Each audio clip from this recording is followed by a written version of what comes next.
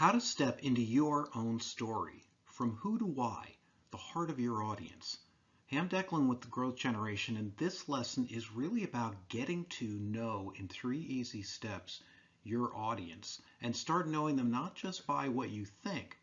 As Peter Drucker, one of the gurus from before the computer age, used to say, the aim of marketing is to know and understand the customer so well that the product or service fits and sells itself. And to this day, especially with the tools we have, this is more relevant. We're talking about the who, what, where, when, and why. Let's keep this simple. I want you to approach your business like a journalist trying to find the best story, your story plus the story of your audience. Who is that perfect audience, and what types of people are they? There's not one face on your audience, there's three. There's three types of people. How you reach them, the words you use, and the words that they're not only familiar with, but that they tell you that they really want. And then ultimately, how you'll get them to purchase and how long that takes. It's not an instantaneous process. Most people still go out in the old blasting mentality, especially those who don't understand marketing today. Throw out ideas, maybe do some display ads, paid search, social email, look at some analytics, and focus it all on as if everyone's ready to buy now. Business models that have been developed at a much higher level of business today are showing that people take 20 days on the short end, often 30, 60, 90, sometimes 6 months to actually make a purchase. And that's for software as a service. Maybe the 3 levels of the funnel, the top, the middle, and the bottom is what we should be looking at. And that's what I call it who dev, who plus. Focus on who you're trying to reach and what is interesting to them.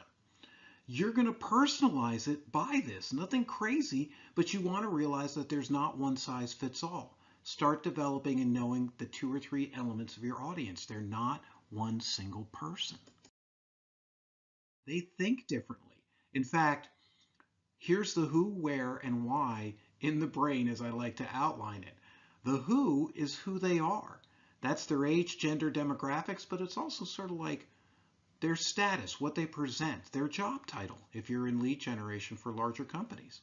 Their where, that's the location and online habits. Where do they do those?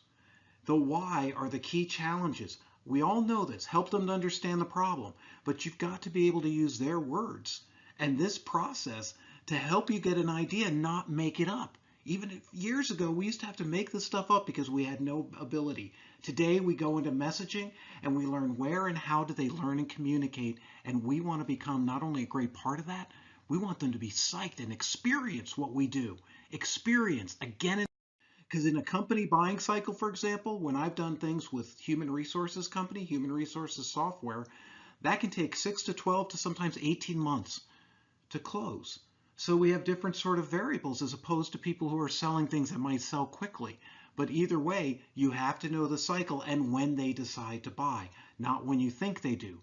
So many companies spend too much money, stress, and effort on short-term results when they realize with all the choices and all the information out there, and me telling you to do content marketing for a reason, you need to be out in that sea of content.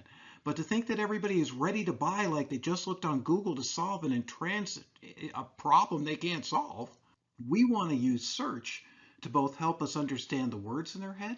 This is all for free, what I'm about to show you. The questions they're asking, and then look at the top content and then go look on social media to see where it's being shared, where they get interest. Let me show you. I'm going to use an example called CRISPR, which is just this really cool DNA sequencing that allows them to actually sometimes cut or even nowadays rewrite on your DNA. It's something that's developing, and it's just a great keyword for example here in some of my experiences. So what I did was take the word CRISPR-Cas9, which is sort of a product name for lack of a better word, into SERPstat, which this is the free SERP. I was able to find out what words people search for what words are organic, and then what words are they're using in ads. And while this is a good opening salvo, there's other services to use. For the purposes of this, I want to show you something is free that you used to have to spend a lot of money to get just even a few years ago. Now we know what the search volume is. It's not that great, but it's very specific. So when we go into the organic keywords, we see the volume, we see the cost per click. Now we know how much that traffic should be worth, at least from Google's perspective. And we take that with a grain of salt, take a look at Facebook, and start realizing that it has that value for a reason. And if things are really competitive, then we need to either approach it differently or we need to be able to approach it in something that works to build a model. Well, as you look at what they're buying and what they're organic, these are the words people use. Genome engineering using the CRISPR-Cas9 system. There's an article. Instead of me making up articles, this is from that link on the content on the left-hand side. I click that, and here's 102 articles. I show you an excerpt. These are examples of what people have done. The guide, questions and answers, what it is and why is it suddenly everywhere. Did you see the who, what, where, when, why? That's what makes it relevant. Everything you need to know about CRISPR, the new tool that edits. What it does is show you over 102 articles. So you're thinking about what type of content to record or to write, how old some of these articles are, because often you can find an article that you could write something similar that's newer, because there's 4 types of customers. We all think that they're right out there, but those are raw people who don't really know you, who haven't developed any sort of awareness or experience. Versus number 2, qualified leads, people that have done something, request information, fill in a form for a white paper or a webinar, join your Facebook group, message you in Facebook, activity that matters and that shows that they're interested, leading to an actual meeting, either in phone or in person, using video chat, and then generally to a sale. So how to get the keywords and the initial content ideas? Here's 3 examples I use. These are all have free versions.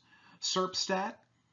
Ahrefs is great to see who is linking to your competitors, who they like. Again, this tells us more about what people already like, not about what you think. And this will really help you develop your own articles and see which partnerships might be out there for you. Buzzsumo is a wonderful tool you can use as well to look at